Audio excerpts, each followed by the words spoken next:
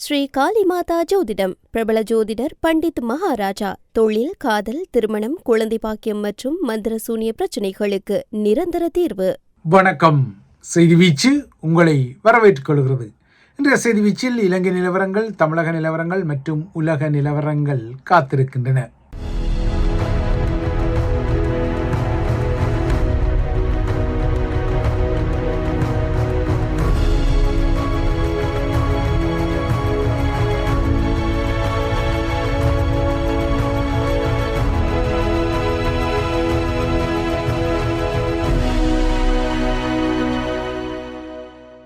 தமிழகத்தில் முதல்வர் விஜயின் புதிய ஆட்சியில் இன்று புதிய சட்டப்பேரவை கூடிக்கொண்டது. இதன் மூலமாக தமிழக அரசியலில் புதியதொரு சூழல் உருவாகி கொண்டாலும் அதேபோல இக்கரை இலங்கையில் கடந்த காலத்தில் அந்த நாட்டில் இடம்பெற்ற ஊழல் முறைகேடுகளின் ஒரு அங்கம் குறித்து நாளை வாக்குமூலம் ஒன்றை பெறுவதற்காக முன்னாள் அரசு தலைவர் மஹிந்த ராஜபக்ஷ லஞ்ச ஊழல் ஆணைக்குழுவுக்கு அழைக்கப்பட்டுள்ள நிலையில் அவர் நாளை கைது செய்யப்படுவாரா என்று ஒரு பரபரப்பு சமூக ஊடகங்களில் உலாவர தலைப்பட்டாலும் இவ்வாறான நகர்வுகளையெல்லாம் இரண்டாம் பட்சத்துக்கு தள்ளும் வகையில் மீண்டும் மத்திய கிழக்கின் பதற்ற நிலவரங்கள் எகிரி வருகின்றன. ஈரானிய போரை முடிவுக்கு கொண்டு வருவதற்காக அமெரிக்கா பரிந்துரைத்த புதிய முன்மொழிவுகளுக்கு ஈரான் நேற்று அனுப்பிய பதில் முற்றிலும் ஏற்றுக்கொள்ள முடியாத ஒரு பதில் என கூறி அமெரிக்க அரசு தலைவர் டொனால்ட் ட்ரம்ப் ஈரானிய பரிந்துரைகளை தடால் அடியாக நிராகரித்ததும் அமெரிக்காவுக்கும் ஈரானுக்கும் இடையிலான சமாதான பேச்சுவார்த்தைகள் மீண்டும் தொழில்நுட்ப ரீதியில் முடங்கிக் கொண்டன. இதனால் உலக சந்தையில் எரிபொருள் விலை மீண்டும் இன்று காலை கடுமையாக உயர்ந்தது. ஏற்கனவே கடந்த மார்ச் மாத ஆரம்பம் முதல் எரிசக்தி விலைகள் கடும் உயர்வில் உள்ள நிலையில் தனது நாடு மிக தெளிவாக வரைந்த சிவப்பு எல்லையை ஈரான் மீறியுள்ளதாக அமெரிக்க அரசு தலைவர் சீற்றம் காட்டியமை மீண்டும் இரண்டு நாடுகளுக்கும் இடையிலான போர் பதற்றத்தை அதிகரிக்க வைத்துள்ளது. ஆகையால் இலங்கையிலும் சரி தமிழகத்திலும் சரி இப்போது பரபரப்பாக உற்று நோக்கப்படும் விடயங்கள் எல்லாம் இவ்வாறான தாக்கங்களுக்கு உட்பட்டவைதான் என்பதுதான் இங்கு புரிதலுக்குரிய விடயமாகும். இலங்கையை பொறுத்தவரை வெளிநாடுகளில் பதுங்கியுள்ள தனது நாடு சார்ந்த பாதாள உலக முகங்களை இல்லையென்றால் போதை மாஃபியா கிங்பின்களை பிடித்து அதிரடியாக அவர்களை இலங்கைக்கு கொண்டு செல்லும் நகர்வுகள் இடம்பெறத்தான் செய்கின்றன. அந்த வகையில் அசர்பைஜான் நாட்டில் அண்மையில் தூக்கப்பட்ட பதுவத்த சமர ஆகிய 48 வயதான ஒரு போதை மாஃபியா முகமான மனோஜ் சுரசிங்க நேற்று நள்ளிரவு கட்டுநாயக்காவில் இறக்கப்பட்டு பலத்த பாதுகாப்புடன் கொழும்பு சிஐடிக்கு கொண்டு செல்லப்பட்டு அங்கேயே தடுத்து வைக்கப்பட்டு இன்று வறுத்தெடுக்கும் விசாரணைகளுக்கு உள்ளாக்கப்பட்டுள்ளார். இவ்வாறான காட்சிகளுக்கு அப்பால் உலக சந்தையில் எகிரிய எரிபொருள் விலை ஏற்றம் இலங்கையின் சக்தி வளத்தையும் தொடர்ந்தும் அடித்து வரும் நிலையில் இந்த ஆண்டின் 2ஆம் மற்றும் 3ஆம் காலாண்டுகளுக்கான மின்சார கட்டண உயர்வு இன்று முதல் இலங்கையில் நடைமுறைக்கு வந்தது. அதிகரித்த எரிபொருள் விலைகளால் மின்சார உற்பத்தி செலவீனம் அதிகரித்து வருவதன் காரணமாக இந்த கட்டண உயர்வு வந்துள்ள நிலையில் மக்களின் சீற்றத்தையும் அதனால் ஏற்படக்கூடிய தனது ஆட்சிக்குரிய பாதிப்புகளையும் கணக்கில் எடுத்து அனுர அரசாங்கம் இந்த விடயத்தில் மக்களுக்கு ஒரு சமரசத்தை காட்டும் வகையில் 15 மில்லியன் ரூபாவுக்கு மின்சார மானியத்தை வழங்கிக் கொள்வதால் மாதம் ஒன்றுக்கு 180 யூனிட்டுகள் அல்லது அலகுகள் வரை பயன்படுத்தும் நுகர்வோர் இந்த விலையேற்றத்தில் தப்பித்து கொண்டார்கள்.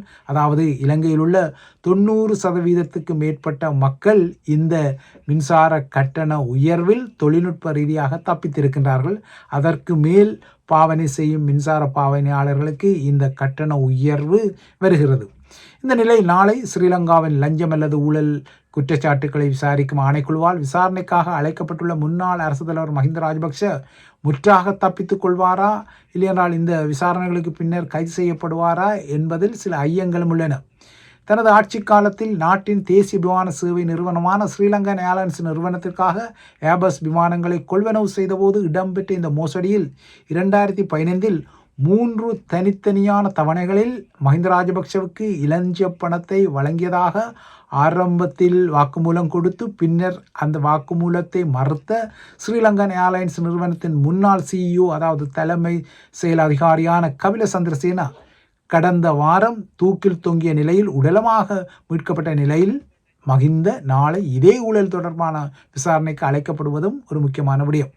நாளை இந்த வாக்குமூலத்தின் பின்னர் மகிந்த கைது செய்யப்படக்கூடும் என ஸ்ரீலங்காவின் சமூக வலைத்தளங்களில் பரவலான செய்திகள் உலாவிடப்பட்டாலும் நாளை மகிந்த வாக்குமூலத்தை பதிவு செய்யத்தான் அழைக்கப்படுகிறாரே தவிர பிடியாணை மூலமாக அழைக்கப்படவில்லை என்பதால் இவ்வாறான கைதுகளுக்கு சாத்தியங்கள் இல்லை என்பதே நிலையாகும். எனினும் ரணில் விக்ரமசிங்க போல மகிந்தவும் நாளைய விசாரணையின் பின்னர் அதிரடியாக கைது செய்யப்படுவதற்கான சாத்தியக்கூறுகளும் இருக்கத்தான் செய்கின்றன. நாளை மஹிந்த ராஜபக்சவுடன் ஸ்ரீலங்காவின் முன்னாள் விமான போக்குவரத்து துறை அமைச்சரான பிரியங்க ஜெயரட்னாவும் விசாரணைக்கு அழைக்கப்பட்டுள்ளமை ஒரு முக்கியமான விடயம். கபில சந்திரசேனவின் இறுதிச் சடங்கில் நேற்று கலந்து கொண்ட மஹிந்த ராஜபக்ச தான் வாக்குமூலம் அளிக்க செல்லாமல் தவிர்த்து கொள்ள முடியாது என ஊடகங்களுக்கு சலித்து கொண்டதும் இன்னொரு விடயம். இலங்கை நிலவரங்கள் இவ்வாறு இருக்க, இன்று தமிழகத்தில் முதல்வர் விஜயின் அரசியலில் ஆட்சியில் அதன் சட்டப்பேரவை முதலாக கூடி புதியதொரு அத்தியாயத்தை ஆரம்பித்திருக்கின்றது. முதன்முறையாக தமிழக சட்டமன்றத்துக்கு இன்று முதல்வர் காலடி எடுத்து வைத்திருக்கின்றார். அதாவது விஜய் காலடி எடுத்து வச்சிருக்கிறார். அதன் பின்னர் எதிர்க்கட்சித் தலைவராக திமுகவின் உதயநிதி ஸ்டாலினும் முதல்வர் விஜயும் நேருக்கு நேர் சந்திக்கும் வகையில் முதல் சட்டமன்ற அமர்வு நடந்திருக்கின்றது. இன்றைய முதலாவது கூட்டத்தில் புதிதாக தெரிவு செய்யப்பட்ட சட்டமன்ற உறுப்பினர்கள், அதாவது எம்எல்ஏக்கள் பதவி பிரமாணம் செய்து கொண்டனர். தற்காலிக சபாநாயகர் கருப்பையா தலைமையில் இந்த முதல் அமர்வு நடந்தது. முதலாவதாக முதலமைச்சர் விஜய் பதவி பிரமாணத்தை செய்தார். அதனைத் தொடர்ந்து அவரது அமைச்சர்கள் பதவியேற்றுக் கொண்டனர். அதன் பின்னர் அவரது தரப்பு சட்டமன்ற உறுப்பினர்கள் பதவியேற்றனர். சிவகாசி சட்டமன்ற உறுப்பினரும் அமைச்சருமான கீர்த்தனா தனது சட்டமன்ற உறுப்பினர் வெற்றி சான்றிதழை வீட்டிலேயே வைத்துவிட்டு வந்ததால் அவர் இன்று பதவியேற்கவில்லை. நாளை அவர் ஏற்கக்கூடும்.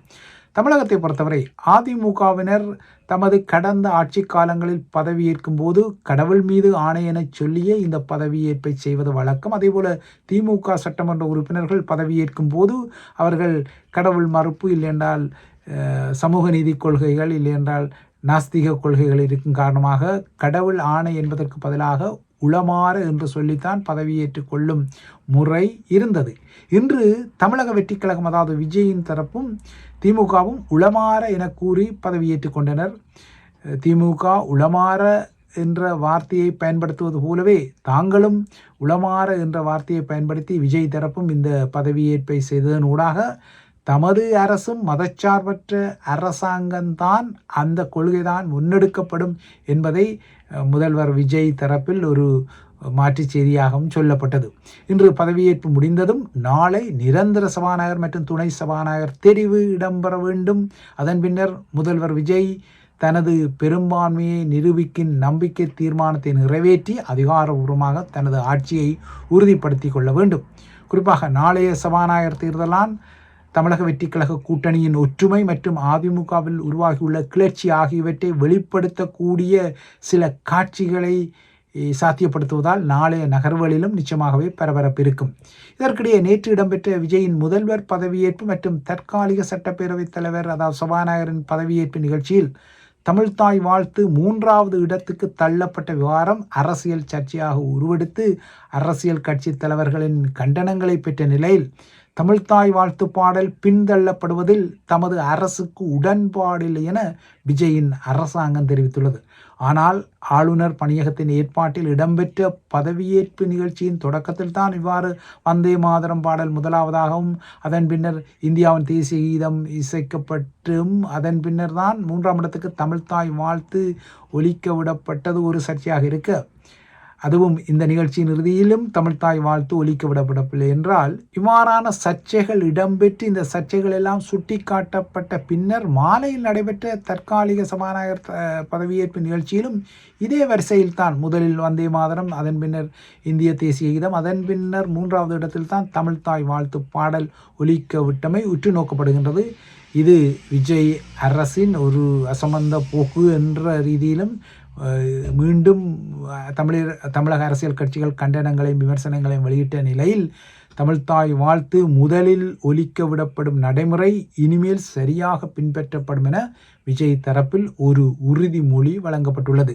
இந்த நிலையில் அண்மைய தேர்தல் தோல்வி காரணமாக பாஜகவில் அதன் தலைவர் நயினார் நாகேந்திரனுக்கு எதிராகவும் அதிமுகவில் எடப்பாடி பழனிசாமிக்கும் எதிராகவும் கலக குரல்கள் எழும்ப ஆரம்பித்துள்ளன.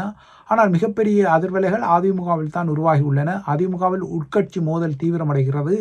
எடப்பாடி பழனிசாமிக்கு எதிராக கட்சியில் அதிருப்தி உச்சத்தை எட்டியுள்ளதால் இந்த பிளவு நிலை எதிர்பார்க்கப்படுகின்றது. குறிப்பாக முன்னாள் அமைச்சர் CV சண்முகம் தலைமையில் ஒரு பெரிய குழு தனியாக செயற்பட தொடங்கி இருப்பதுடன் எடப்பாடி பழனிசாமியின் தலைமைத்துவத்துக்கும் சவால் விடுத்துள்ளது. வேலுமணியை சட்டசபை குழு தலைவராக்கவும் முதல்வர் விஜயின் அரசுக்கு ஆதரவளிக்கவும் அதிமுகவின் இந்த அதிருப்தி குழு திட்டமிட்டுள்ளதான தகவல்கள் பரபரப்பை தோற்றுவிக்கின்றன.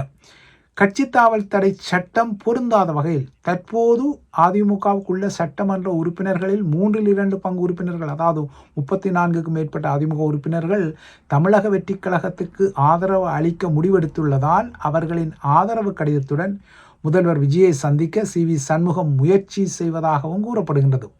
வெற்றி பெற்ற MLAக்கள் அதிக அளவில் பொதுச் செயலாளரான எடப்பாடி பழனிசாமிக்கு எதிராக நின்று அவர்தான் இந்த தோல்விக்கு பொறுப்பானவர் என்ற வகையில் அவரை பதவியிலிருந்து, அதாவது அதிமுகவின் பொதுச் செயலாளர் பதவியிலிருந்து விலக்குவதற்கு இந்த அணி முயல்வதால் எடப்பாடி பழனிசாமி தரப்புக்கு பெரும் நெருக்கடி உருவாகியுள்ளது. நேற்று காலை எடப்பாடி தரப்பில் CV சண்முகத்தை சந்தித்து நடத்தப்பட்ட பேச்சுக்களும் தோல்வியில் முடிவடைந்துள்ளதால் பழனிசாமியை காய்வெட்டி அதிமுகவின் சட்டப்பேரவை குழு தலைவராக வேலுமணியை தெரிவு செய்வதற்கான முயற்சிகள் இடம்பெற்று வருகின்றன. இவை தமிழக பரபரப்பு நிலவரங்கள். இறுதியாக மத்திய கிழக்கு நிலவரங்களை நோக்கினால் ஏற்கனவே கூறப்பட்டது போல ஈரானின் புதிய பரிந்துரைகளை அமெரிக்க அரசு தலைவர் டொனால்ட் ட்ரம்ப் தடாலடியாக நிராகரித்திருக்கின்றார்.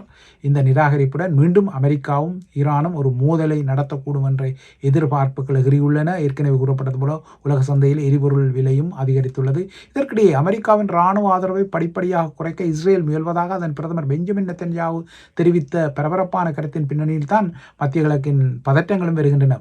தற்போது வருடம் $3.8 பில்லியன் அளவுக்கு அமெரிக்கா தனது இராணுவ ஆதரவை இஸ்ரேலுக்கு வழங்கி வரும் நிலையில் இந்த ஆதரவை 0க்கு குறைக்க தனது நாடு விரும்புவதாக பெஞ்சமின் நெத்தன்யாகு குறிப்பிட்டுள்ளார்.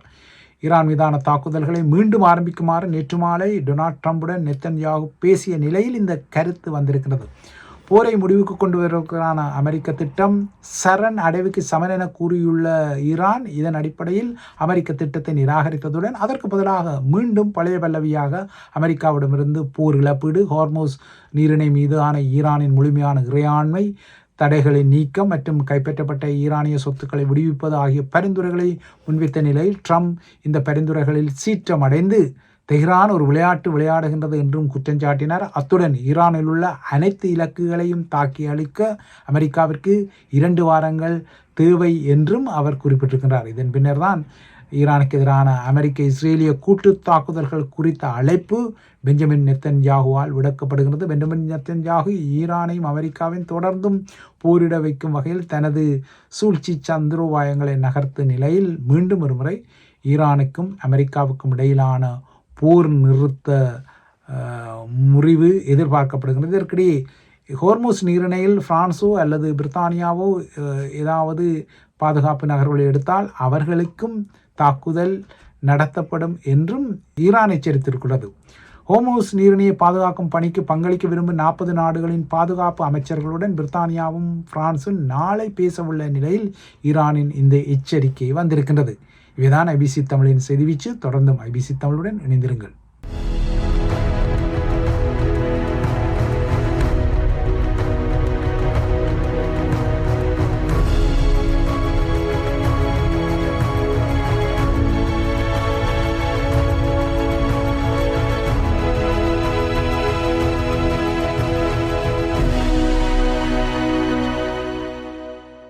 ஸ்ரீ காளிமாதா ஜோதிடம். பிரபல ஜோதிடர் பண்டித் மகாராஜா. தொழில், காதல், திருமணம், குழந்தை பாக்கியம் மற்றும் மந்திர சூனிய பிரச்சினைகளுக்கு நிரந்தர தீர்வு.